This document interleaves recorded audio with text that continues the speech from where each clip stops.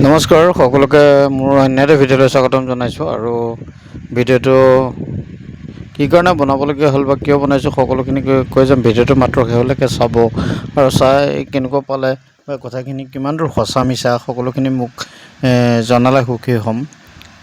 Comment বক্সত গৈ আপোনালোকে সকলোৱে কমেণ্ট কৰিব আৰু যদি পাৰে ভিডিঅ'টো শ্বেয়াৰ কৰিব। যিহেতু মই এইটো কাৰণে ভিডিঅ'টো বনাবলগীয়া হৈছিল, আমি এদিন নিশা গৈ আছিলোঁ ডিব্ৰুগড় শিৱসাগৰ অভিমুখে, যিটো মাজুলীৰ পৰা যোৱা পথ বনগাঁৱৰ পৰা যিটো বগীবিল সংযোগী মথাউৰি, সেই মথাউৰিটোৰে আমি গৈ আছিলোঁ শিৱসাগৰ অভিমুখে। যিহেতু আমি নিশা যাত্ৰা কৰিছিলোঁ, আৰু কি কাৰণে যাত্ৰা কৰিছিলোঁ সেই বিষয়ে নকওঁ, কিন্তু আমি নিশা যাত্ৰা কৰিছিলোঁ শিৱসাগৰ অভিমুখে। কিন্তু গৈ থাকোঁতে হঠাৎ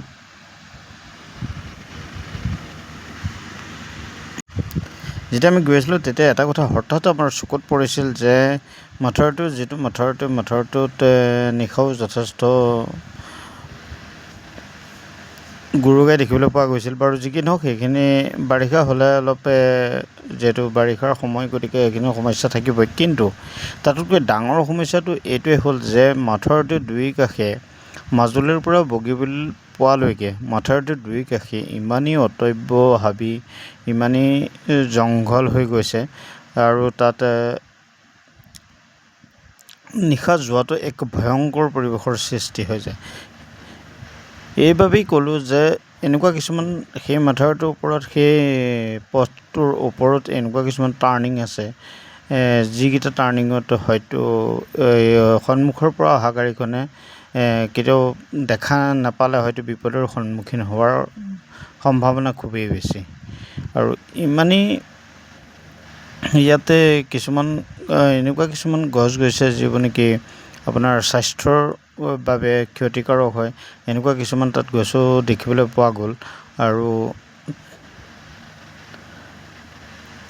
অলপ দূৰ আগলৈ গ'লে আপোনালোকে দেখা পাব, যিহেতু যিমানখিনি হাবি জংঘল, আৰু বিশেষকৈ ভিডিঅ'টো আমি নিশা বনোৱাৰ বাবে অলপ ভিডিঅ'টো দেখিবলৈ বেয়া হৈছে, বা আপোনালোকে ধৰাত অলপ অসুবিধাৰ সন্মুখীন হ'ব পাৰে। যিকি নহওক, অকণমান মন দি চালে আপোনালোকে অনুমান কৰিব পাৰিব যে সেই পথটোৰ ওপৰলৈকে বগা যোনডাল চিন আছে, বগা চিনডালৰ নিচেই কাষলৈকে আপোনালোকে চাব, অনুমান কৰিব, চিনডালৰ নিচেই কাষলৈকে ইমানেই হাবি হৈ গৈছে, ইমানেই জংঘল হৈ গৈছে। তাতে ইয়াতে মথাউৰিসমূহত কাম কৰা যিসমূহ মানুহ আছে বা এটা বিভাগ আছে, সেই বিভাগটো চাই নে নাচায় নাজানো, কিন্তু যিহেতু তাৰ ঢকুৱাখানা হওক বা ডিব্ৰুগড়েই হওক, তাৰ প্ৰশাসনৰ দৃষ্টিগোচৰ হৈছে নাই নাজানো, কিন্তু এই বস্তুখিনি এইটো কাৰণে দেখুৱাবলগীয়া হৈছে যে মানুহৰ জীৱনৰ বাবে ভাবুকিছোৰ হৈ পৰা এই হাবিসোপা যদি অতি সোনকালে ইয়াক চাফ চিকুণ নকৰে, মানুহ কোনদিনা কেতিয়া কি সমস্যাৰ সন্মুখীন হ'ব হয়তো বুজাই কোৱাটো টান। যি কি নহওক, ভগৱানে নকৰক কাৰো লগত কোনো ধৰণৰ ঘটনা নঘটক। কিন্তু এই কথাখিনি এইবাবেই ক'বলগীয়া হৈছে যে ইয়াত যিটো বিশেষকৈ এনেকুৱা বৃহত্তৰ কিছুমান টাৰ্ণিং আছে, সেই টাৰ্ণিংসমূহত যেতিয়া আপুনি দেখিব যে ইফালৰ পৰা অহা, সন্মুখৰ পৰা অহা যিকোনো ফালৰ পৰা সন্মুখৰ পৰা অহা গাড়ীখন, আপুনি বিপৰীত দিশৰ পৰা যোৱা গাড়ীখনক কেতিয়াও পটককৈ ধৰিব নোৱাৰে। তেনেস্থলত ভগৱানে নকৰক কেতিয়াবা মুখামুখি সংঘৰ্ষ যে নহ'ব তাৰ কোনো মানে নাই। আৰু সেইবাবে মই পুনৰ আপোনালোকক এটা কথাই অনুৰোধ কৰিছোঁ, ভিডিঅ'টো শ্বেয়াৰ কৰিব। আপোনালোকে ভিডিঅ'টো শ্বেয়াৰ কৰক, চৰকাৰৰ হওক, প্ৰশাসনৰ হওক, দৃষ্টিগোচৰ হওক, এই ভিডিঅ'টো জৰিয়তে যাতে এই পথখিনি সকলোখিনি চাফ চিকুণ হয়, তাৰ বাবে মই অনুৰোধ জনাইছোঁ। আৰু চাওক কিমান হাবি, এনেকুৱা যদি হাবি ভৰি থাকে একদম, য'ত নেকি মথাউৰিটোৰ পথটোৰ, বিশেষকৈ পথ বুলি কৈছে, এইটো মথাউৰিটোৱে যদিও ইয়াৰ এই পথছোৱাৰ একদম সম্পূৰ্ণ ওপৰলৈকে য'ত বগা আঁচডাল থাকে, বগা আঁচডালো ঠাই বিশেষে ঢাক খাই যোৱাকৈ ইমানেই হাবি। ইমান হাবি হ'লে এটা পথৰ কাষত যদি ইমান হাবি হয় কেনেকৈ হ'ব?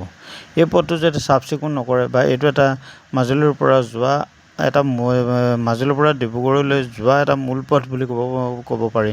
গতিকে এই মূল পথটোৱে যদি এনেকুৱা অৱস্থা হয়, যিহেতু ইয়াতে নিশা ভাগতে এইটো ডিব্ৰুগড়ৰ পৰা মেডিকেল পাৰপজতে হওক বা অন্য কোনো কাৰণতে হওক মানুহ অহা যোৱা কৰি থাকে। তেনেস্থলত এনেকুৱা এটা যদি পৰিৱেশৰ মাজেদি আহিব লাগে তেতিয়াহ'লে কিমান এটা ভয়ংকৰ পৰিৱেশ হয় আপোনালোকে চাওক। এইবিলাক